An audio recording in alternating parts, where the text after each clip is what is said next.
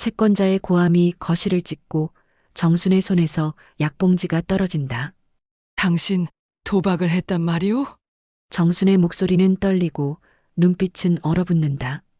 기호는 식은땀을 흘리며 시선을 피한다. 이번 판만 이기면 오늘 영상 시작하기 전에 무료 버튼인 구독과 좋아요 눌러주시면 복이 가득 찬 하루가 될 거예요. 새벽 5시 정순의 하루가 시작됩니다. 알람 시계가 울리기도 전에 눈을 뜨는 습관이 언제부터인지 몸에 배어버렸습니다. 옆에서 코를 고는 남편 기호를 깨우지 않으려 조심스럽게 침대에서 일어납니다. 무릎이 시큰거리고 허리가 뻐근하지만 내색할 수 없습니다. 부엌으로 향하는 정순의 발걸음은 무겁습니다. 어젯밤 늦게까지 시어머니 간병으로 제대로 잠을 이루지 못했기 때문입니다. 가스레인지에 물을 올리고 쌀을 씻으면서 정수는 오늘 하루 해야 할 일들을 머릿속으로 정리합니다. 시어머니 약 먹이기, 죽 끓여드리기, 기저귀 갈아드리기, 병원 예약 확인하기, 그리고 저녁 준비까지 끝이 보이지 않는 일들이 줄지어 기다리고 있습니다. 어머니, 일어나셨어요? 안방 옆 작은 방문을 두드리며 정순이 말합니다. 침대에 누워 계신 시어머니는 당뇨와 고혈압으로 거의 움직이지 못하십니다. 팔순이 넘은 나이에 몸이 많이 쇠약해지셔서 하루 종일 침대에 누워 계십니다. 가끔 화장실 가실 때도 정순의 부축이 필요합니다. 순아, 고생이 많구나. 이 늙은이 때문에. 시어머니의 목소리는 힘이 없습니다. 정수는 억지로 미소를 지으며 시어머니의 손을 잡습니다. 뼈만 남은 손이 차갑습니다. 혈관이 도드라져 보이고 손등에는 검버섯이 가득합니다. 무슨 말씀을 그러세요? 당연한 일인걸요. 어서 일어나셔서 세수부터 하셔야죠. 하지만 정순의 마음 한편에는 쓸쓸함이 자리합니다. 결혼한 지 40년 넘게 시어머니를 모시고 살아온 지도 벌써 15년이 넘었습니다. 친정 어머니가 돌아가신 후로는 더욱 외로움을 느끼곤 합니다. 시어머니는 좋은 분이시지만 때로는 숨이 막힐 것 같은 답답함을 느낍니다. 물수건으로 시어머니의 얼굴과 손을 닦아드리고 나서 정수는 약봉지를 들고 옵니다. 혈압약, 당뇨약, 소화제까지 한 번에 8알을 복용해야 합니다. 시어머니는 물을 삼키기도 힘들어하시며 약을 드십니다.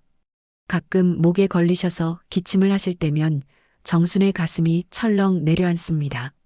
어머니, 오늘은 닭죽 해드릴게요. 어제 시장에서 닭을 사왔거든요. 고맙다, 순아. 뭐든 내가 해주는 거면 맛있지. 정수는 냉장고를 열어 재료를 확인합니다.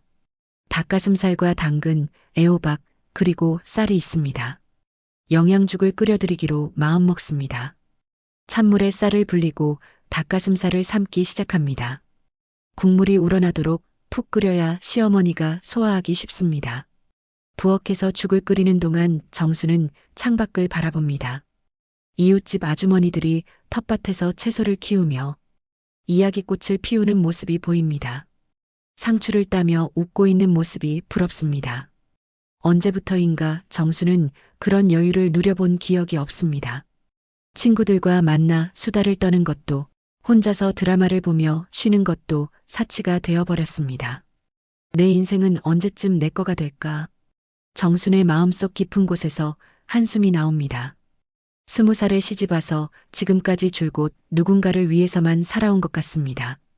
젊은 시절에는 아이들 키우느라, 중년에는 남편 뒷바라지하느라, 이제 60대 후반이 되어서도 여전히 시어머니를 돌보는 일이 전부입니다. 정순 자신을 위한 시간은 언제나 미뤄지기만 합니다. 기호가 일어나 세수를 하는 소리가 들립니다. 정순은 서둘러 기호의 아침밥을 차립니다. 된장찌개와 김치, 계란말이, 그리고 미역국을 준비합니다. 기호는 식탁에 앉아 신문을 펼쳐 읽으며 묵묵히 밥을 먹습니다. 부부 사이의 대화라고 할 만한 것은 거의 없습니다. 오늘 어머니 병원 가시나? 네, 정기검진이에요. 혈당 수치 확인하시고 약도 다시 처방받아야 해요. 그래, 수고해. 나는 오늘 늦을 것 같으니까 저녁 기다리지 말고 먹어. 기호의 대답은 건성입니다. 정수는 더 이상 말을 걸지 않습니다. 부부 사이의 대화가 언제부터 이렇게 메말랐는지 모르겠습니다. 젊은 시절에는 그래도 서로 이야기할 거리가 있었는데 이제는 일상적인 안부조차 형식적입니다. 기호는 신문에만 집중하고 정수는 설거지를 하며 하루를 계획합니다. 기호가 출근한 후 정수는 시어머니께 죽을 떠드립니다. 한 숟가락씩 천천히 입에 넣어드리며 기다립니다. 시어머니는 씹는 것도 힘들어 하시고 때로는 숟가락을 거부하시기도 합니다. 목에 걸리셔서 기침을 하실 때면 등을 토닥여드리며 물을 먹여드립니다. 천천히 드세요. 어머니 급할 것 없어요. 순아, 내가 이렇게 폐만 끼치는구나 차라리. 그런 말씀 마세요. 건강하게 오래오래 사셔야죠. 정수는 밝게 말하지만 속으로는 복잡한 감정이 일어납니다. 시어머니를 사랑하지만 때로는 이 상황이 언제까지 계속될지 막막합니다. 자신의 건강도 점점 나빠지고 있는데 누가 정순을 돌봐줄지 생각해 본 적이 없습니다. 오전 내내 시어머니 간병에 매달린 정수는 허리가 아픕니다. 기저귀를 갈아드리고 이불을 정리하느라 계속 몸을 숙이고 일어나기를 반복했기 때문입니다. 거울을 보니 어느새 허리가 많이 굽어 있습니다. 정순 자신도 이미 노인이 되었다는 사실을 새삼 깨닫습니다. 점심을 준비하면서 정수는 문득 1970년대를 떠올립니다. 갓 시집온 20살의 정수는 꿈이 많았습니다. 남편과 함께 작은 가게라도 하며 아이들과 행복하게 살겠다는 소박한 꿈이 있었습니다. 하지만 현실은 그렇지 못했습니다. 가난했던 시절, 정수는 새벽 시장에서 채소 장사를 하며 가게에 보탰습니다. 아이들 학비를 마련하느라 밤늦도록 재봉틀을 돌렸습니다. 가족이라는 이름으로 묶여 살아온 세월이 벌써 40여 년입니다. 정수는 자신을 위해 무언가를 해본 기억이 거의 없습니다. 새 옷 한 벌 사는 것도, 친구들과 여행을 가는 것도, 심지어 혼자만의 시간을 갖는 것도 사치라고 여겨왔습니다. 언제나 가족이 우선이었고 정순 자신은 뒷전이었습니다. 오후가 되자 정수는 시어머니와 함께 병원으로 향합니다. 휠체어를 밀고 가는 길이 멀게 느껴집니다. 버스를 타고 가는 동안 시어머니는 창밖을 바라보시며 중얼거리십니다. 세상이 참 많이 변했구나. 예전엔 이런 높은 건물들이 없었는데. 병원 대기실에서 차례를 기다리며 정수는 주변을 둘러봅니다. 비슷한 나이의 며느리들이 시어머니를 모시고 온 모습들이 보입니다. 모두 지친 표정이 정순과 닮아 있습니다. 서로 눈이 마주치면 쓸쓸한 미소를 주고받습니다. 같은 처지라는 것을 알기 때문입니다. 진료가 끝나고 집으로 돌아오는 길 정수는 문득 쓸쓸함을 느낍니다. 이런 일상이 언제까지 계속될지 알 수 없습니다. 시어머니의 건강 상태를 보면 앞으로도 몇 년은 더 간병을 해야 할 것 같습니다. 그동안 정순의 인생은 또 몇 년이 지나갈 것입니다. 저녁을 준비하면서 정수는 오늘 하루를 돌아봅니다. 새벽부터 저녁까지 쉴 틈 없이 바쁘게 보낸 하루였습니다. 내일도 모레도 똑같은 하루가 반복될 것입니다. 정수는 설거지를 하며 마음속으로 중얼거립니다. 나는 언제쯤 진짜 내 삶을 살 수 있을까?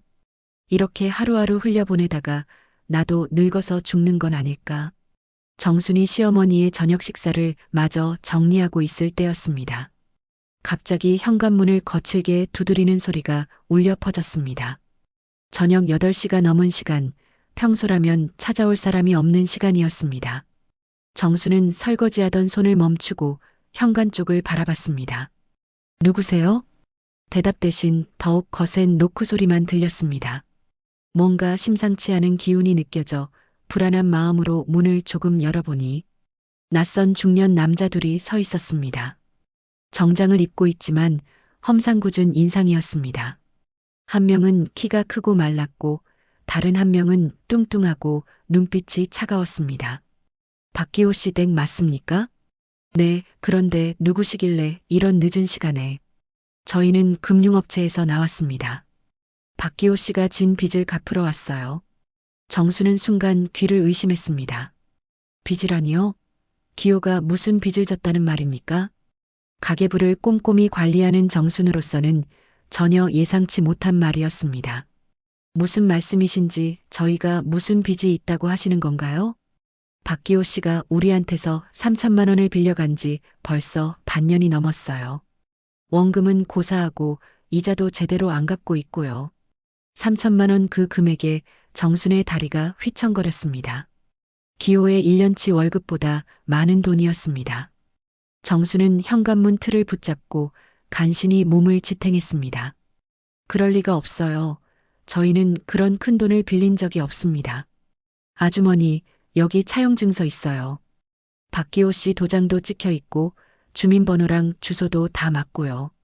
남자가 내민 서류를 받아든 정순의 손이 덜덜 떨렸습니다. 서류를 자세히 들여다보는 순간 정순의 얼굴이 창백해졌습니다.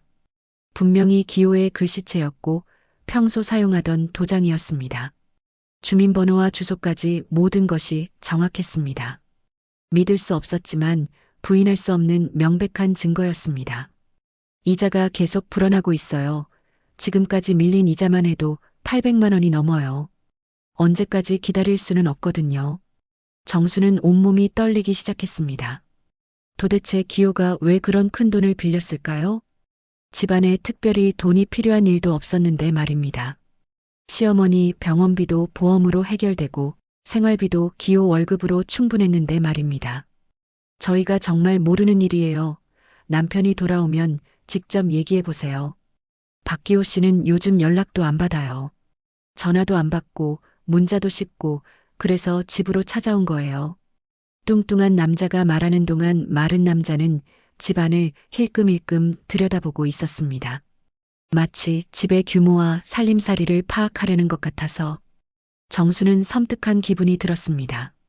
그때 마침 기호가 집에 들어왔습니다. 현관문을 열고 들어서던 기호는 낯선 남자들을 보고 얼굴이 하얗게 질렸습니다. 술 냄새가 났지만 정신은 멀쩡해 보였습니다. 기호의 그 반응만으로도 정수는 모든 것을 직감할 수 있었습니다. 당신 이분들이 누구라고 그래요? 무슨 빚이 있다고 하는데요? 정순의 목소리가 떨렸습니다. 기호는 잠시 말을 못하고 서 있더니 고개를 숙였습니다. 그 모습만 봐도 정수는 확신할 수 있었습니다. 정말로 기호가 빚을 진 것이 사실이라는 것을 말입니다. 기호 씨, 언제까지 피할 생각이에요? 약속한 날짜가 벌써 2달이나 지났어요. 우리도 참을 만큼 참았어요. 미안합니다. 조금만 더 시간을 주세요. 곧 마련해서 갚겠습니다. 시간은 이미 충분히 들였어요. 이제는 확실한 방법을 찾아야겠어요. 마른 남자가 집안을 둘러보더니 물었습니다. 이 집이 전세인가요? 자가인가요? 자가입니다. 기호가 떨리는 목소리로 대답했습니다. 정수는 이 순간이 무엇을 의미하는지 깨달았습니다. 이들이 집을 담보로 잡으려 한다는 것을 말입니다. 집값이 얼마나 나가요? 한 1억 정도. 그럼 집 서류 준비해 두세요. 다른 방법이 없으면 집으로라도 갚아야죠. 남자들이 떠나고 나서 집안은 정적에 휩싸였습니다. 정수는 기호를 똑바로 바라보며 떨리는 목소리로 물었습니다. 당신 도박을 했단 말이오? 기호는 여전히 고개를 들지 못했습니다. 오랜 시간 함께 살아온 남편이지만 이런 모습은 처음 보는 것이었습니다. 순자야, 그게 나도 어쩔 수 없었어. 처음에는 조금만 따볼 생각이었는데. 어쩔 수 없다고요? 3천만 원이 어쩔 수 없이 생긴 빚인가요? 정순의 목소리가 높아졌습니다. 평생 큰 소리 한 번 내지 않고 살아온 정순이었지만 이번만은 참을 수가 없었습니다. 이번 판만 이기면 다 메울 수 있을 줄 알았지. 그런데 계속 잃게 되고 더 큰 돈을 걸어야 본전을 찾을 수 있다고 해서 이번 판만 이기면요? 그럼 지금도 계속 도박을 하고 있다는 말이에요? 정수는 현실감을 잃었습니다. 평생 성실하게 살아온 남편이 도박에 빠져 이런 큰 빚을 졌다는 것이 도저히 믿어지지 않았습니다. 언제부터요? 언제부터 도박을 했다는 거예요? 작년부터. 처음에는 친구들과 가벼운 마음으로 시작했는데 점점 깊이 빠져들게 됐어. 작년부터요? 정수는 무릎에 힘이 빠져 바닥에 주저앉았습니다. 1년 넘게 기호가 거짓말을 하며 살아온 것입니다. 정수는 아무것도 모른 채 평범한 일상을 보내고 있었는데 말입니다. 그동안 나한테는 왜 말 안 했어요? 1년 넘게 혼자서 어떻게 말을 해? 걱정만 끼쳐드릴 것 같아서 혼자 해결하려고 했어. 걱정만 끼친다고요? 지금 이 상황이 걱정으로 끝날 문제예요? 우리 집까지 이를 수도 있는 상황이에요. 안방에서 시어머니가 부르는 소리가 들렸습니다. 순아, 무슨 일이냐? 큰 소리가 나던데. 정수는 시어머니께 걱정을 끼쳐드릴 수 없어서 애써 목소리를 가라앉혔습니다. 아무것도 아니에요, 어머니. 잠시 손님이 다녀간 거예요. 하지만 정순의 마음은 이미 산산조각이 나 있었습니다. 평생을 믿고 의지해온 남편이 1년 넘게 거짓말을 해온 것입니다. 더욱 충격적인 것은 자신이 시어머니 간병으로 고생하는 동안 기호는 도박장에서 가산을 탕진하고 있었다는 사실이었습니다. 순자야, 미안해, 정말 미안해. 내가 어떻게든 해결할게. 어떻게 해결해요? 3천만 원을 어떻게 마련한다는 거예요? 정수는 더 이상 말할 수 없었습니다. 기호가 다가와 정순의 어깨에 손을 올리려 하자 정수는 몸을 피했습니다. 만지지 마세요. 당신 손 치워요. 그 순간 기호의 얼굴에도 충격이 스쳤습니다. 40년 결혼 생활에서 정순이 이렇게 자신을 거부한 것은 처음이었습니다. 순자야, 당신이 그동안 어디서 뭘 하고 다녔는지 이제 알겠어요. 늦게 들어와도 회사 일이라고 믿었는데, 그럼 그동안 늦게 들어온 날들도 다 도박을 하러 간 거예요? 기호는 대답할 수 없었습니다. 침묵이 답이었습니다. 내가 여기서 시어머니 간병하느라 허리가 휘어지도록 고생하는 것도 모르고 당신 혼자 밖에서 그런 짓을 하고 있었던 거예요? 정순의 목소리에는 배신감과 분노가 가득했습니다. 이제 어떻게 할 거예요? 집까지 잃으면 시어머니는 어떻게 하고 우리는 어떻게 살아가요? 기호는 아무 말도 할 수 없었습니다. 정수는 기호를 바라보며 생각했습니다. 40년을 함께 살았는데 이 사람을 전혀 몰랐구나. 그날 밤 정수는 잠을 이룰 수 없었습니다. 옆에서 자는 기호가 낯선 사람처럼 느껴졌습니다. 밤새 잠을 이루지 못한 정수는 새벽에 일어나 기호의 뒤를 쫓기로 마음먹었습니다. 진실을 확인하고 싶었습니다. 기호가 정말 어디서 무엇을 하고 다니는지 자신의 눈으로 봐야겠다고 생각했습니다. 시어머니께는 잠시 병원에 다녀온다고 말씀드리고 집을 나섰습니다. 기호는 평소와 다름없이 출근하는 척하며 집을 나갔습니다. 정수는 멀찍이 떨어져서 기호를 따라갔습니다. 기호는 지하철역으로 향하지 않고 반대편 골목길로 들어갔습니다. 정순의 심장이 빨리 뛰기 시작했습니다. 기호가 들어간 곳은 허름한 건물의 지하였습니다. 간판도 없고 계단만 있는 음침한 입구였습니다. 정수는 한참을 망설이다가 용기를 내어 계단을 내려갔습니다. 지하로 내려갈수록 담배 연기 냄새와 시끄러운 소음이 들렸습니다. 입구에서 살짝 들여다본 정수는 충격을 받았습니다. 컴컴한 지하 공간에 여러 개의 테이블이 놓여 있고 사람들이 둘러앉아 카드 게임을 하고 있었습니다. 돈다발이 테이블 위에 쌓여 있고 사람들은 담배를 물고 험악한 표정으로 게임에 몰두하고 있었습니다. 그 가운데 기호가 있었습니다. 정순이 알던 기호의 모습이 아니었습니다.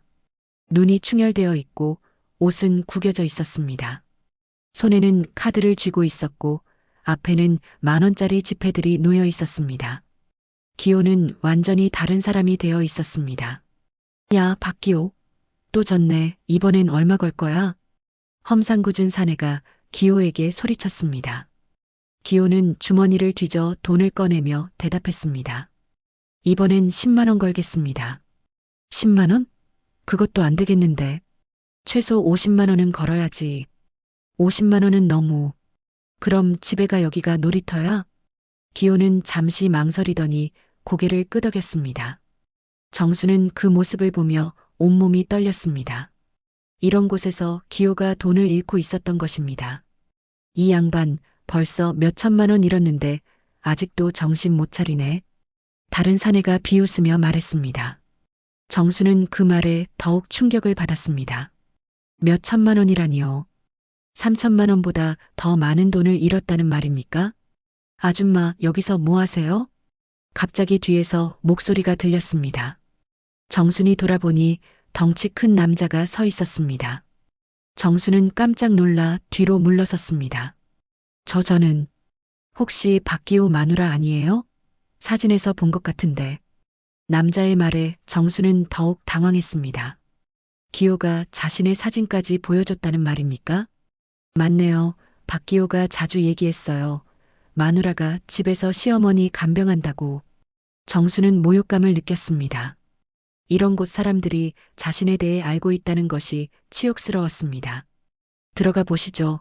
남편이 어떻게 노는지 구경하시고. 남자가 정순을 안으로 밀어 넣었습니다.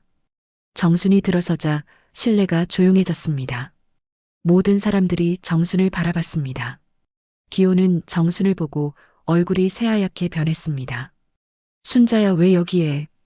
당신이 이런 데서 시간을 보낸 거야? 정순의 목소리는 떨리고 있었습니다. 주변 사람들이 조롱하듯 웃어댔습니다. 야, 박기호 마누라한테 들켰네. 어떻게 할 거야? 아줌마, 이 양반 때문에 우리 배불렀어요. 매일 와서 돈 갖다 바치거든요. 정수는 그 말들을 들으며 현실을 받아들여야 했습니다. 기호가 정말로 이런 곳에서 돈을 잃고 있었던 것입니다. 자신이 집에서 고생하는 동안 기호는 이런 더러운 곳에서 가족의 미래를 걸고 도박을 하고 있었습니다. 박기호, 당신 지금 당장 일어나. 정순이 단호하게 말했습니다. 하지만 기호는 망설였습니다. 순자야, 조금만. 이번 판만 하고. 이번 판만? 아직도 정신 못 차렸어요? 정순의 목소리가 높아지자 주변 사람들이 더욱 흥미롭게 지켜봤습니다. 아줌마, 남편 말리지 마세요. 우리도 먹고 살아야 하거든요. 한 사내가 비아냥거리며 말했습니다. 정수는 그 말에 분노가 치밀었습니다. 당신들이 내 남편을 이렇게 만든 거예요? 뭐라고요? 우리가 억지로 데려온 줄 아세요? 박기호가 발로 뛰어와서 돈 바치는 건데. 정수는 모든 것이 한꺼번에 무너지는 느낌이었습니다. 기호가 자발적으로 이곳에 와서 돈을 잃고 있었다는 것입니다. 순자야, 미안해. 집에 가자. 기호가 일어서려 하자 다른 사람들이 말렸습니다. 야, 박기호. 빚 갚을 생각은 하고 있어? 지금 그만두면 언제 갚을 거야? 그러게요. 아줌마도 남편 응원이나 해주세요. 정수는 더 이상 참을 수 없었습니다. 응원이라고요? 내 남편이 우리 가산을 탕진하는 걸 응원하라고요? 아유, 아줌마. 너무 심각하게 생각하지 마세요. 돈은 또 벌면 되잖아요. 그 말에 정수는 화가 머리끝까지 올랐습니다. 또 벌면 된다고요?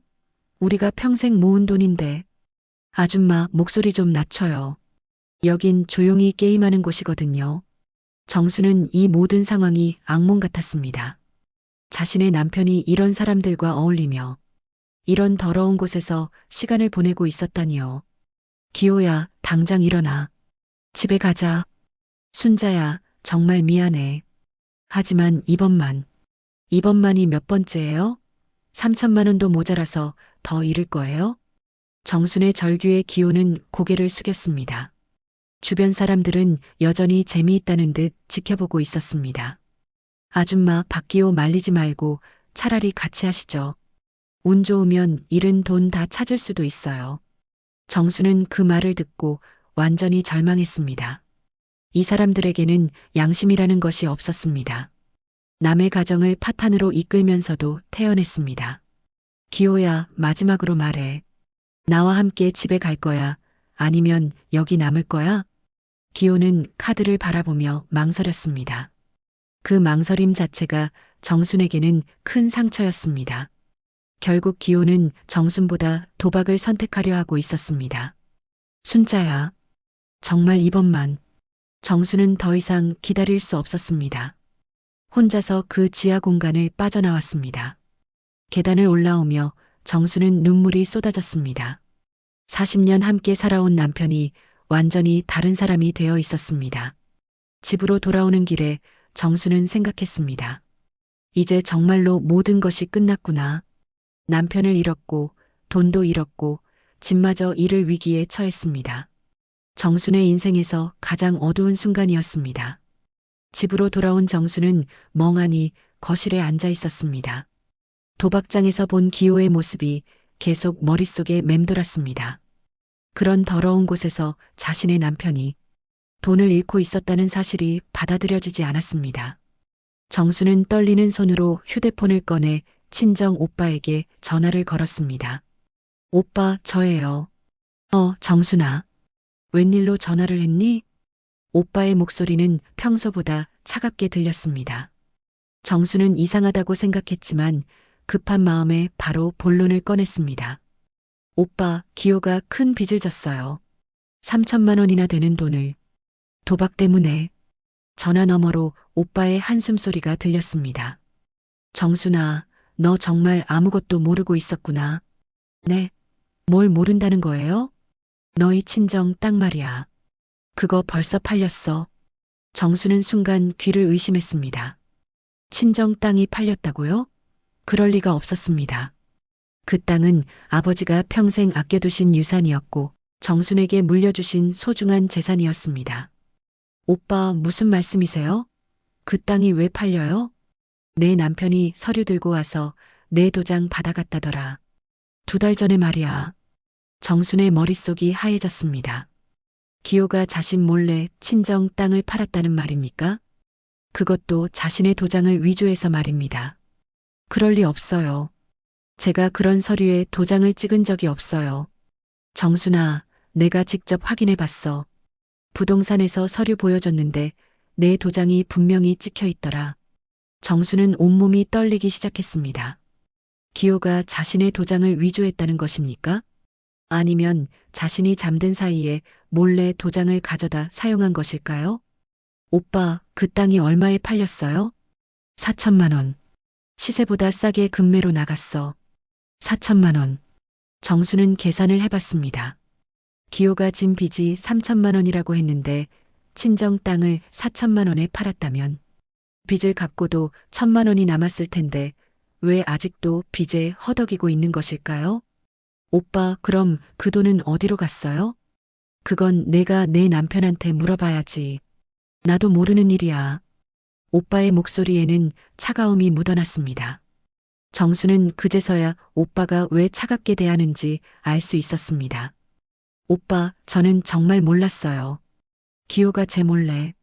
정순아, 내가 몰랐다고 해도 결과는 마찬가지야. 아버지가 평생 아끼신 그 땅이 도박빚 때문에 날아갔다는 게 말이 되니? 정수는 더 이상 말할 수 없었습니다. 오빠의 말이 맞았습니다. 자신이 몰랐다고 해도 결국 친정 땅은 사라진 것입니다. 미안해요, 오빠. 정말 미안해요. 미안하다고 다시 돌아오는 게 아니잖아. 그리고 정순아, 이제 우리 집안 일에는 신경 쓰지 마. 너희가 이미 충분히 피해를 입혔어. 전화가 끊어졌습니다. 정수는 휴대폰을 떨어뜨리고 바닥에 주저앉았습니다. 친정 땅까지 잃었다는 사실이 믿어지지 않았습니다.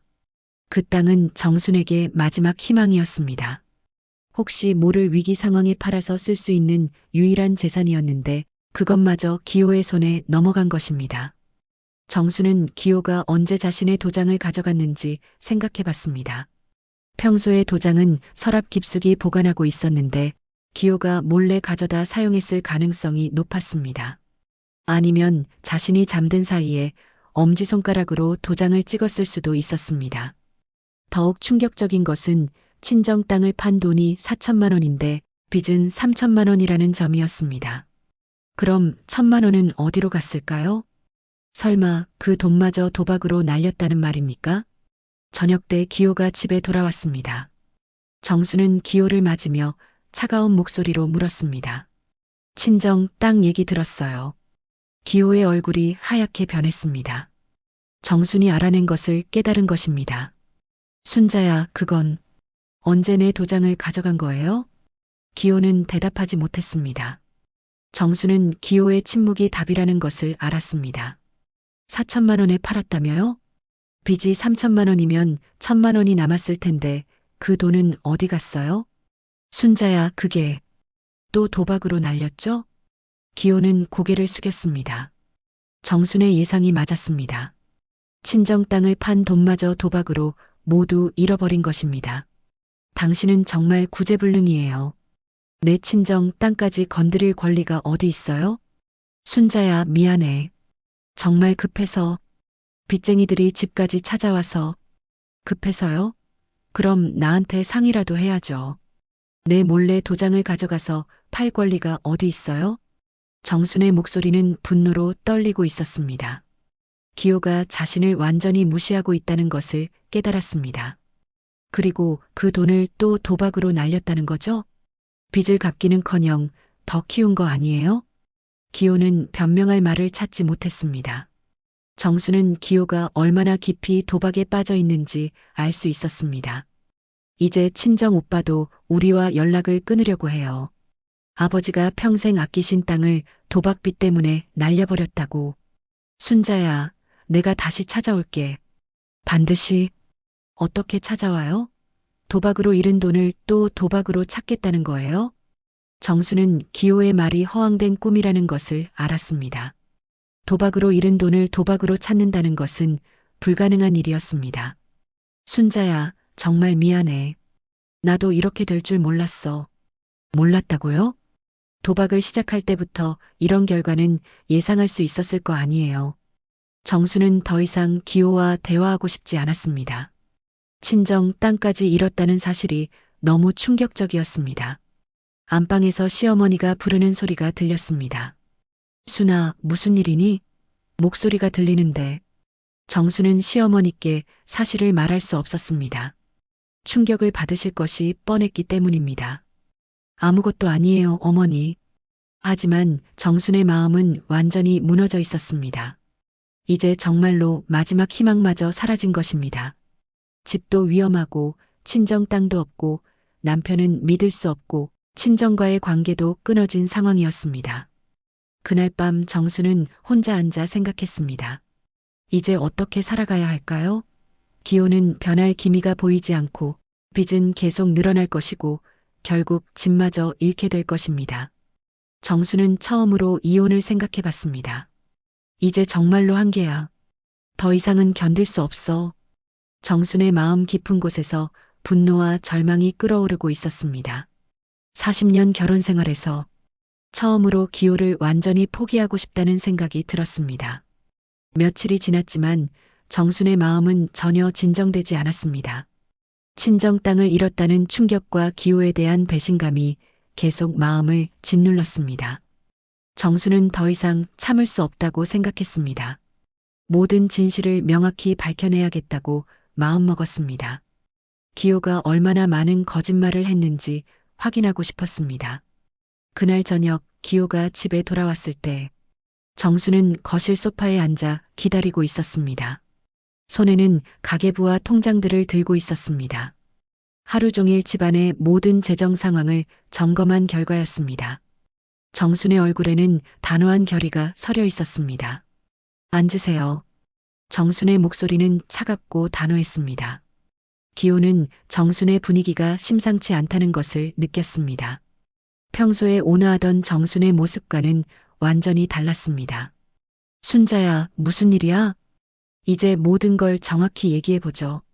내 친정 땅 팔린 거 그거 당신이 팔았지? 정수는 가계부를 펼쳐놓으며 말했습니다. 기호는 눈을 피하며 대답했습니다. 순자야, 그건 거짓말하지 마세요. 오빠한테 직접 확인했어요. 정순의 단호한 태도에 기호는 결국 고개를 끄덕였습니다. 내 병원비, 시어머니 약값 다 대려고 결국 다 날려버렸어. 그 순간 정수는 세상이 무너지는 듯한 충격을 받았습니다. 기호가 자신과 시어머니를 위해서라고 변명하고 있었지만 결국 그 돈마저 도박으로 날려버렸다는 것입니다. 정순이 지켜야 할 마지막 뿌리마저 남편 손에 넘어간 것입니다. 내 병원비요? 시어머니 약값이요? 정순의 목소리가 떨렸습니다. 내가 언제 병원비가 부족하다고 했어요? 시어머니 약값도 보험으로 충분했는데 무슨 소리예요? 순자야, 그게 아니라 뭐예요? 내 친정 땅을 팔아서 도박을 했다는 거 아니에요? 정수는 기호의 변명이 모두 거짓말이라는 것을 알았습니다. 친정 땅을 판 이유가 정순이나 시어머니 때문이 아니라 순전히 도박빚 때문이었다는 것을 말입니다. 4천만 원에 팔았다며요? 그 돈은 다 어디로 갔어요? 기호는 대답하지 못했습니다. 정수는 기호의 침묵이 답이라는 것을 알았습니다. 다 도박으로 날렸죠? 4천만 원을 며칠 만에 다 잃어버렸죠? 순자야, 미안해. 정말 미안해. 미안하다고요? 내 아버지가 평생 아끼신 땅을 당신이 며칠 만에 날려버렸는데 미안하다는 말로 끝인가요? 정순의 목소리에는 분노와 절망이 섞여 있었습니다. 친정 땅은 단순한 재산이 아니었습니다. 아버지의 마지막 유산이었고 정순에게는 정신적 지주 같은 존재였습니다. 그리고 빚이 3천만 원만 있는 게 아니죠? 다른 빚은 얼마나 더 있어요? 기호는 여전히 대답하지 못했습니다. 정수는 더욱 추궁했습니다. 말해보세요. 정확히 얼마나 빚이 있는지. 카드 빚이 2천만 원 정도 더 있고 2천만 원이요? 또 다른 건 없어요? 사채업체에서 1,500만 원. 정수는 계산을 해봤습니다. 3천만 원에 2천만 원, 거기에 1,500만 원까지 합치면 총 6,500만 원이었습니다. 6,500만 원이라는 말이에요? 정수는 현기증을 느꼈습니다. 상상했던 것보다 훨씬 큰 금액이었습니다. 당신이 처음에 3천만 원이라고 했을 때부터 거짓말을 한 거네요. 순자야, 너무 큰 충격을 받을까봐. 충격을 받을까봐요? 지금이 더 충격적이에요. 그때 갑자기 현관문을 거칠게 두드리는 소리가 들렸습니다. 며칠 전에 왔던 사채업자들이었습니다. 박기호 씨, 계시죠? 약속 날짜 지났는데 연락도 안 하시네요. 정순과 기호는 서로를 바라봤습니다. 정순은 문을 열고 나갔습니다. 저번에 오셨던 분들이죠? 네, 맞습니다. 오늘까지 이자라도 입금하기로 했는데 안 들어왔어요. 이자가 얼마라고 하셨죠? 이번 달 이자가 80만 원이에요. 원금 1,500만 원의 월 이자죠. 정수는 충격을 받았습니다. 이것만 80만 원이라면 다른 곳 이자는 얼마나 될까요? 박기호 씨, 나오세요. 더 이상 기다릴 수 없어요. 기호가 나오자 사채업자가 말했습니다. 이번 주까지 원금의 10%라도 갚지 않으면 담보부터 처리하겠어요. 담보요? 정순이 물었습니다. 이 집 말이에요. 이미 근저당 설정해 놨거든요. 근저당이요? 정수는 무슨 말인지 몰랐습니다. 기호를 바라보니 기호는 고개를 숙이고 있었습니다. 아주머니가 모르시는군요. 박기호 씨가 이 집을 담보로 돈을 빌렸어요. 정수는 다리에 힘이 빠졌습니다. 집까지 담보로 잡혔다는 말입니까? 언제 그런 일을? 2달 전에요. 집 서류에 도장 찍고 갔는데요. 정수는 기호를 노려봤습니다. 또다시 자신 몰래 중요한 일을 저지른 것입니다. 일주일 드릴게요. 그때까지 150만 원 준비하세요. 못하면 집 경매 넣겠어요. 사채업자들이 떠나고 나서 정수는 기호를 똑바로 바라봤습니다. 집까지 담보로 잡혔다는 말이에요? 순자야, 그때 정말 급해서요? 그럼 나한테 상의라도 해야죠. 정수는 분노가 치밀어 올랐습니다. 기호가 자신을 완전히 무시하고 있다는 것을 깨달았습니다. 친정 땅도 내 몰래 팔고 집도 내 몰래 담보로 잡고 당신은 나를 뭘로 보는 거예요? 순자야, 미안해. 정말 미안해. 미안하다는 말로 해결될 문제가 아니에요. 정순의 목소리가 높아지자 안방에서 시어머니 목소리가 들렸습니다. 순아, 무슨 일이니? 왜 그렇게 소리를 지르니? 정수는 잠시 말을 멈췄습니다. 시어머니께 이런 상황을 들키고 싶지 않았습니다. 아무것도 아니에요, 어머니. 하지만 정순의 분노는 가라앉지 않았습니다. 6,500만 원 빚에 집까지 담보로 잡혔다. 이제 정말 끝이에요. 순자야, 내가 정말 해결할게. 어떻게 해결해요? 일주일 안에 150만 원을 어떻게 마련한다는 거예요? 기호는 대답할 수 없었습니다. 현실적으로 불가능한 일이었습니다. 당신 때문에 친정과도 연락이 끊어졌고 집도 잃을 상황이고 시어머니마저 거리로 내몰릴 상황이에요. 정수는 더 이상 참을 수 없었습니다. 이제 정말로 끝이에요. 더 이상은 당신과 함께 살 수 없어요. 순자야. 당신은 우리 가정을 완전히 파탄으로 이끌었어요. 이제 혼자 알아서 하세요. 정수는 기호를 뒤로하고 방으로 들어갔습니다. 방 한켠에서 쓰러져 온 정수는 거울을 봤습니다. 주름진 얼굴, 굳은 살 박힌 손이 보였습니다. 내가 왜 이렇게까지 참고 살아왔을까? 이제라도 내 삶을 되찾아야지. 정수는 그날 밤 처음으로 진지하게 새로운 삶을 생각해 봤습니다. 정수는 방 한켠에서 쓰러져 울었습니다. 눈물이 그칠 줄 모르고 흘러내렸습니다.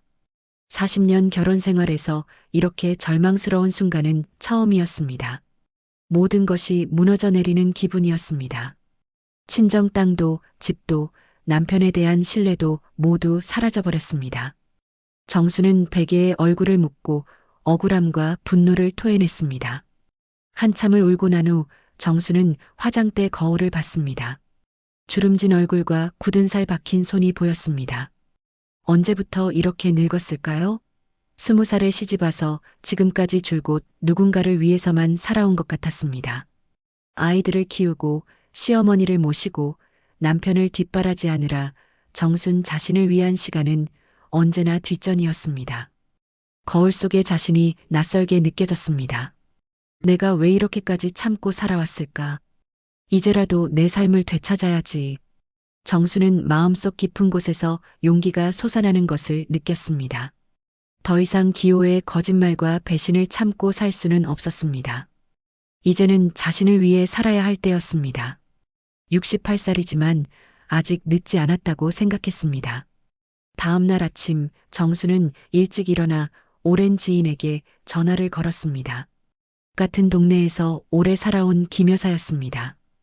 김 여사는 몇 년 전 남편의 외도와 사업 실패로 이혼을 했고 지금은 혼자 작은 반찬 가게를 운영하며 씩씩하게 살고 있었습니다. 정순이 마음속으로 존경하는 사람 중 한 명이었습니다. 여보세요, 김 언니? 어머, 정순 씨. 웬일로 이른 아침에 전화를? 혹시 무슨 일 있어요?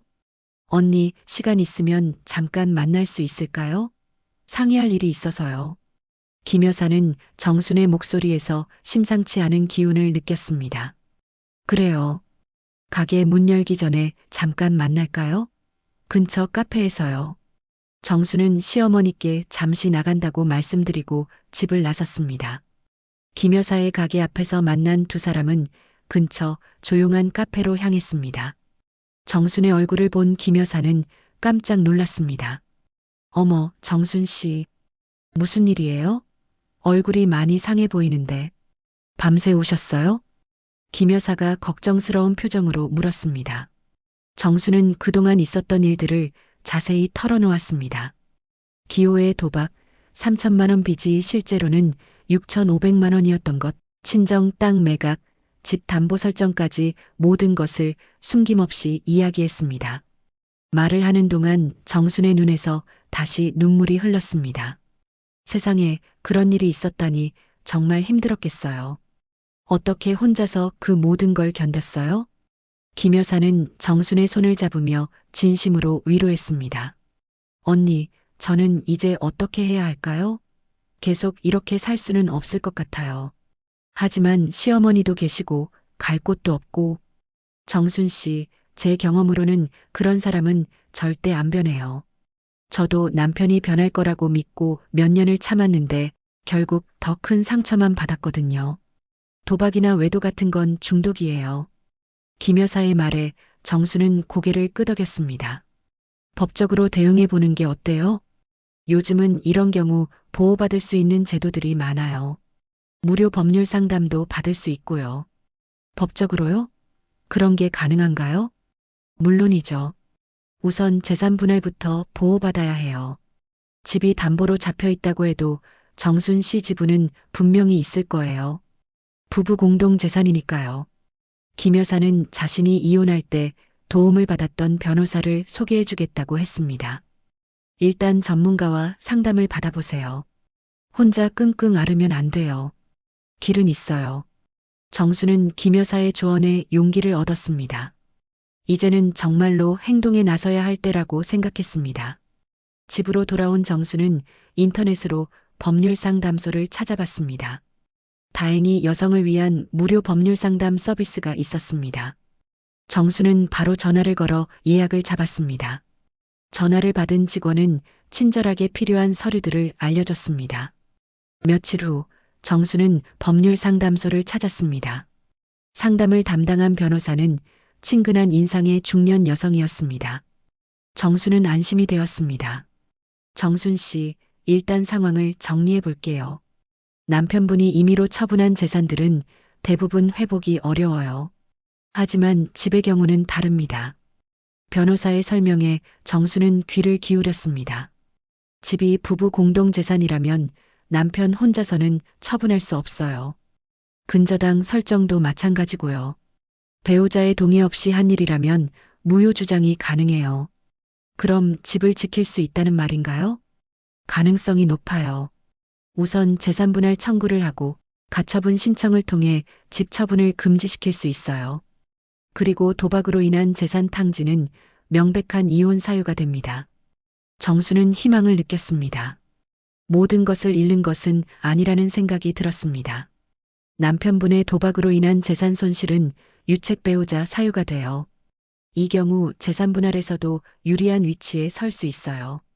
변호사는 정순에게 필요한 서류들을 상세히 알려주고 구체적인 법적 절차를 차근차근 설명해 줬습니다. 정수는 꼼꼼히 메모했습니다. 상담을 마치고 집으로 돌아온 정수는 마음이 한결 가벼워졌습니다. 절망적인 상황이라고 생각했는데 법적으로 보호받을 수 있는 방법들이 많다는 것을 알게 되었습니다. 그날 저녁 기호가 집에 돌아왔을 때 정수는 차분하게 말했습니다. 오늘 변호사와 상담을 받고 왔어요. 기호의 얼굴이 하얗게 변했습니다. 순자야, 설마 이혼을? 네, 이혼을 준비하고 있어요. 그리고 재산 분할도 신청할 거예요. 순자야, 제발. 한 번만 더 기회를 줘. 정말 잘못했어. 기회요? 벌써 몇 번의 기회를 드렸어요? 그때마다 당신은 더 큰 거짓말을 했죠. 정순의 목소리는 단호했습니다. 집 담보 설정한 것도 무효로 만들 수 있대요. 제 동의 없이 한 일이라서요. 기호는 당황했습니다. 정순이 이렇게 구체적으로 법적 대응을 준비하고 있다는 것을 예상하지 못했습니다.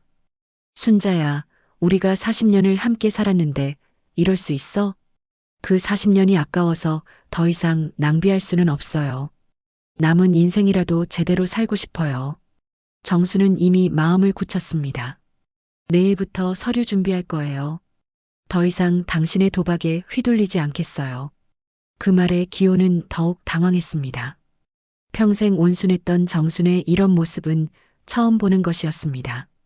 그리고 시어머니께는 제가 직접 말씀드릴게요.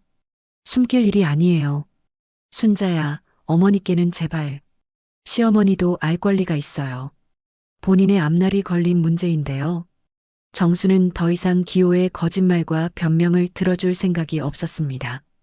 그날 밤 정수는 시어머니께 모든 사실을 말씀드렸습니다. 시어머니는 큰 충격을 받으셨지만 정순의 결정을 이해한다고 하셨습니다. 순아, 고생이 많았구나. 이제 내 앞날을 생각해야지. 나 때문에 미안하다. 시어머니의 따뜻한 말씀에 정수는 눈물이 났습니다.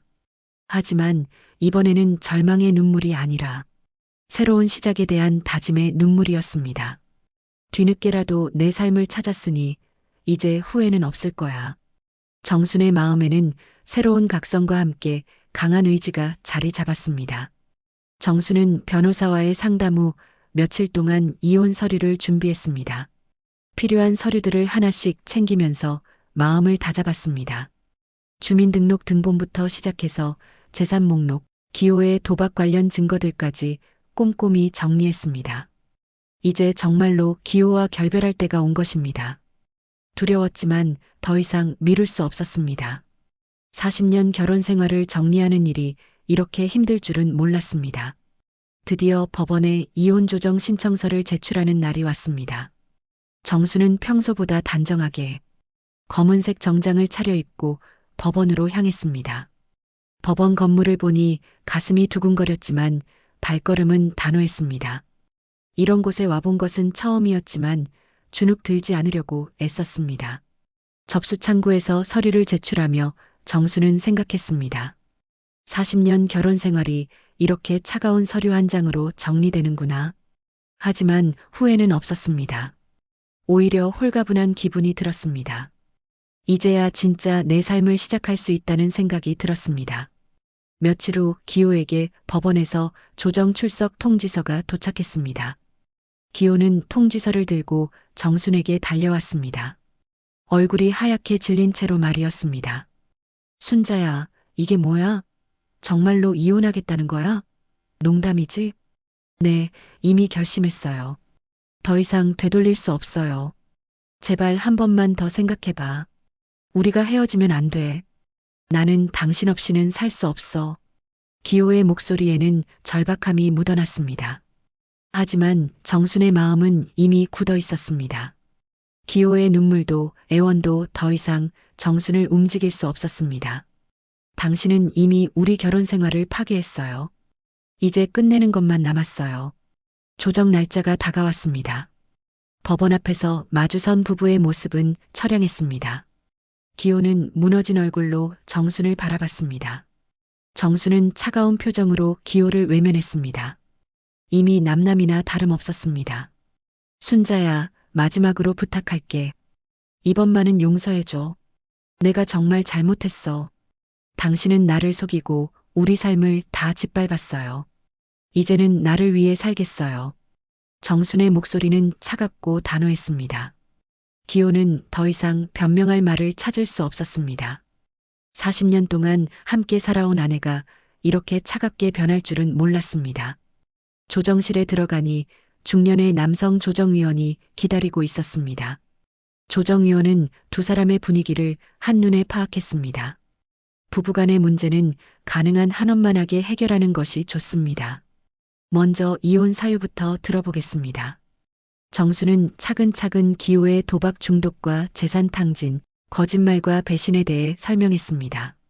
친정 땅을 몰래 판 일, 집을 담보로 잡은 일, 6,500만 원이나 되는 빚을 숨긴 일까지 모든 것을 자세히 말했습니다. 조정위원은 심각한 표정으로 들었습니다. 박기호 씨, 부인 말이 사실입니까?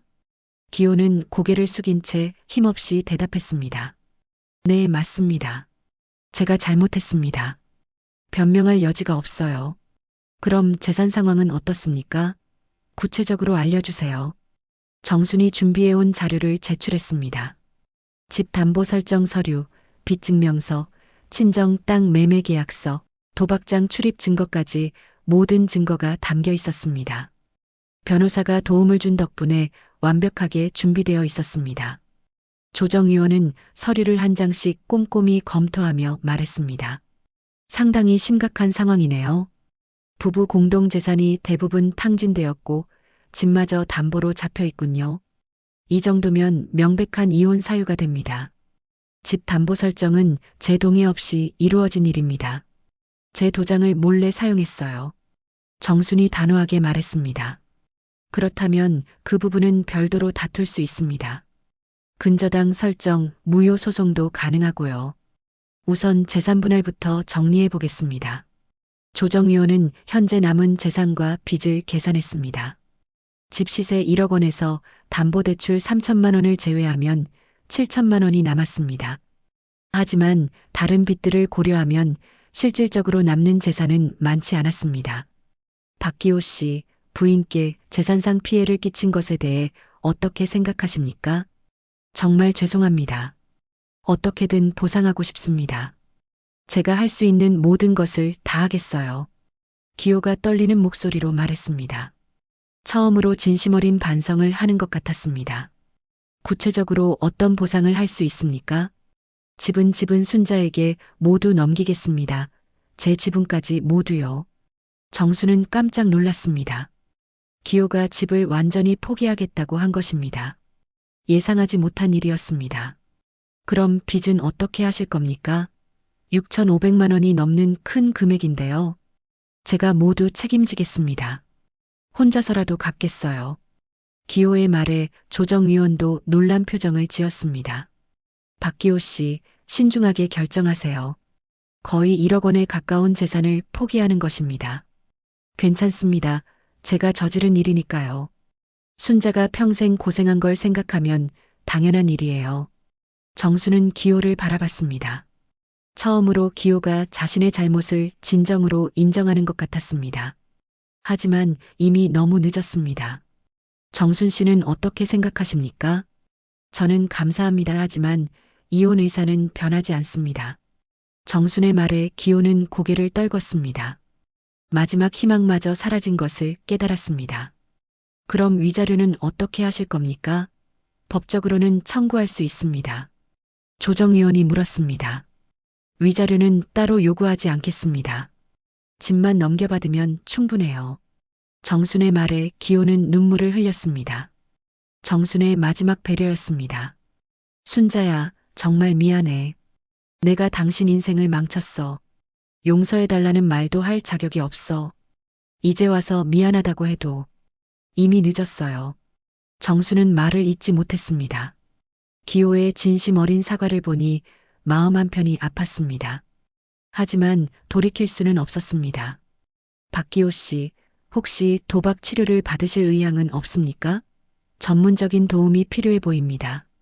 조정위원이 제안했습니다. 네, 받겠습니다. 이제라도 제대로 살아보겠습니다. 순자에게 부끄럽지 않은 사람이 되고 싶어요. 기호의 대답에 정수는 복잡한 감정을 느꼈습니다. 하지만 이미 너무 늦었습니다. 신뢰는 한번 깨지면 다시 회복하기 어렵습니다. 조정이 마무리되었습니다. 집은 정순이 가져가고 기호는 모든 빚을 책임지기로 했습니다. 이혼은 합의하에 성사되었습니다. 법적으로는 깔끔하게 정리된 셈이었습니다. 조정실을 나오며 기호가 정순에게 마지막으로 말했습니다. 순자야, 정말 행복하게 살아. 나 때문에 고생 많이 했는데 이제는 자유롭게 살아. 당신도 건강하게 사세요. 그리고 정말로 도박 치료받으세요. 약속해요. 두 사람은 서로를 바라보며 마지막 인사를 나눴습니다. 40년의 세월이 이렇게 끝나는 것이었습니다. 슬프기도 했지만 홀가분하기도 했습니다. 법원을 나서며 정수는 하늘을 올려다봤습니다. 구름 사이로 따뜻한 햇살이 비쳤습니다. 새로운 시작이라는 생각이 들었습니다. 법원을 나서며 정수는 하늘을 올려다봤습니다. 구름 사이로 따뜻한 햇살이 비쳤습니다. 새로운 시작이라는 생각이 들었습니다. 40년 결혼 생활이 끝났지만 정순의 인생은 이제 진짜 시작이었습니다. 가슴 한편이 아프기도 했지만 홀가분한 기분이 더 컸습니다. 마치 오랫동안 짊어졌던 무거운 짐을 내려놓은 기분이었습니다. 집으로 돌아온 정수는 시어머니께 결과를 말씀드렸습니다. 어머니, 이혼이 성사되었어요. 집은 제가 가져가게 되었고요. 그래, 잘됐다. 이제 내가 편히 살 수 있겠구나. 그 녀석 때문에 얼마나 고생했는데. 시어머니는 정순의 손을 잡으며 말씀하셨습니다. 시어머니의 손은 따뜻했습니다. 어머니, 저와 함께 사시겠어요? 끝까지 모실게요. 고맙다, 순아, 내가 있어서 다행이야. 기호 그 녀석보다 내가 진짜 내 딸이다. 정수는 시어머니의 말씀에 눈물이 핑 돌았습니다. 힘든 시간이었지만 이제는 진정한 자유를 얻었습니다. 더 이상 기호의 거짓말과 배신에 시달리지 않아도 되었습니다. 몇 주가 지난 후 정수는 새로운 삶을 계획하기 시작했습니다. 집은 확보했지만 생활비가 필요했습니다. 시어머니 간병도 계속해야 하고 앞으로의 삶도 준비해야 했습니다. 68살에 새로 시작하는 것이 쉽지는 않았지만 포기할 수는 없었습니다. 이제 정순에게는 무엇이든 해낼 수 있다는 자신감이 생겼습니다. 친구 김 여사가 찾아와서 제안했습니다. 정순 씨, 우리 동네에 작은 상가 하나가 나왔어요. 국밥집 하기에 딱 좋은 자리인데 어때요? 국밥집이요? 제가 그런 걸 할 수 있을까요? 나이도 많고 왜 못해요? 40년 넘게 요리해온 실력이 어딘가겠어요? 게다가 요즘은 집밥 같은 음식을 더 좋아한다고요. 정순 씨 요리 솜씨면 충분히 할 수 있어요. 나이는 숫자일 뿐이에요. 김 여사의 격려에 정순은 용기를 냈습니다. 어차피 새로 시작하는 인생, 한번 도전해 볼 만했습니다. 이제 정순에게는 잃을 것도 두려울 것도 없었습니다. 정순은 상가를 보러 갔습니다. 작지만 깔끔한 공간이었습니다. 테이블 6개 정도 놓을 수 있는 크기였고 주방도 적당했습니다. 임대료도 감당할 만한 수준이었습니다. 위치도 사람들이 자주 다니는 길목이라 나쁘지 않았습니다. 여기서 국밥집을 한다면 정수는 상상해 봤습니다. 손님들이 와서 따뜻한 국밥을 먹고 만족해하며 가는 모습을 말입니다. 생각만으로도 뿌듯했습니다. 처음으로 자신만의 공간을 갖는다는 생각에 가슴이 설렜습니다. 집에 돌아와 시어머니께 말씀드렸습니다. 어머니, 작은 국밥집을 해볼까 해요. 그래, 좋은 생각이다. 내 요리 솜씨면 손님들이 줄을 설 거야. 나도 도울 수 있는 건 도울게. 시어머니의 격려에 정수는 결심을 굳혔습니다. 이제 정말로 새로운 시작을 할 때였습니다. 정수는 집을 담보로 소액 대출을 받아 국밥집을 준비했습니다. 내부 인테리어를 하고 주방 설비를 갖추고 테이블과 의자를 들여놓았습니다. 간판도 달았습니다. 순인의 국밥이라고 정겨운 글씨로 썼습니다. 모든 것이 정순이 직접 선택하고 결정한 것들이었습니다. 개업 준비를 하면서 정수는 설렜습니다. 처음으로 자신만의 사업을 하는 것이었습니다. 두렵기도 했지만 기대가 더 컸습니다. 드디어 정순만의 공간을 갖게 된 것입니다. 누구에게 간섭받지 않고 자신이 원하는 대로 할 수 있는 공간이었습니다. 드디어 개업날이 왔습니다. 김 여사와 동네 아주머니들이 축하해 주러 왔습니다. 첫 손님으로 김 여사가 돼지국밥을 주문했습니다. 맛있어요. 정말 집에서 어머니가 끓여준 국밥 맛이에요. 이건 대박 날 거예요. 김 여사의 극찬에 정순은 자신감을 얻었습니다. 정순의 얼굴에는 오랜만에 환한 미소가 떠올랐습니다. 처음에는 손님이 많지 않았습니다. 하루에 서너 명 정도였습니다. 하지만 정수는 포기하지 않았습니다. 정성스럽게 국밥을 끓이고 반찬도 정갈하게 준비했습니다. 손님 한 명 한 명에게 최선을 다했습니다. 마치 가족을 대접하는 마음으로 요리했습니다. 점차 입소문이 나기 시작했습니다. 순인의 국밥이 정말 맛있다더라. 집밥 같은 맛이 난다더라. 사장님이 정말 친절하다더라. 소문을 듣고 찾아오는 손님들이 늘어났습니다. 정순의 진심이 손님들에게 전해진 것입니다. 한 달이 지나자 단골 손님들이 생겼습니다. 혼자 사는 할아버지, 직장인들, 학생들까지 다양한 사람들이 찾아왔습니다. 정수는 손님들의 이름을 하나씩 기억하려고 노력했습니다. 사장님, 오늘도 국밥 하나요? 네, 금방 끓여드릴게요. 오늘 고기 많이 넣어드릴게요. 정수는 손님들과 대화하며 즐거웠습니다. 오랜만에 사람들과 소통하는 기쁨을 느꼈습니다. 기호와 살 때는 느껴보지 못했던 행복이었습니다. 어느 날 혼자 사는 할머니가 찾아왔습니다. 사장님, 국밥 하나 주세요. 그런데 돈이 좀 부족해서 정수는 망설이지 않고 말했습니다. 괜찮아요. 드시고 가세요. 따뜻하게 드세요. 고맙습니다. 꼭 갚을게요.